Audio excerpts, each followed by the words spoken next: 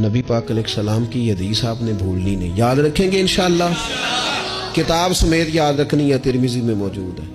हुजूर सल्लल्लाहु तआला अलैहि वसल्लम फरमाते हैं, हज़रत अबू हुरैरा रावी हैं, नबी पाक फरमाते हैं अल्लाह की बारगाह में दुआ से ज्यादा कोई इज्जत वाली और तकरीम वाली चीज है ही कोई नहीं।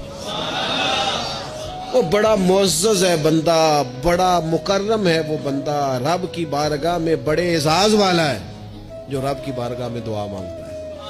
इससे बड़ी इज्जत और तकरीम वाली शय ही कोई नहीं। और यार, लोगों की किसी बड़े आदमी से मुलाकात हो जाए तो फ्रेम करा के फोटो लगाई है, सारी जिंदगी उस चीज को बेचा है। वो समझते हैं बड़ा एजाज है, इतने बड़े बंदे ने मुझे सामने बिठा लिया और बिल्कुल तन्हाई में 1 to 1 मुलाकात, और उसने मुझे कहा आप खुद बयान करें जी क्या मसला है, मैं आपका हल करता हूं। कितनी बड़ी तकरीम की बात है।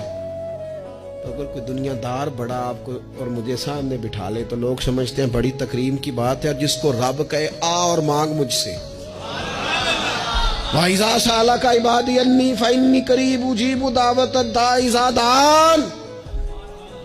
फरमाया महबूब, जब मेरे बंदे आपकी बारगाह में आके मेरा पता पूछे तो उनसे कहना मैं उनके करीब ही हूं, जब भी दुआ मांगेंगे मैं कबूल फरमा लूंगा।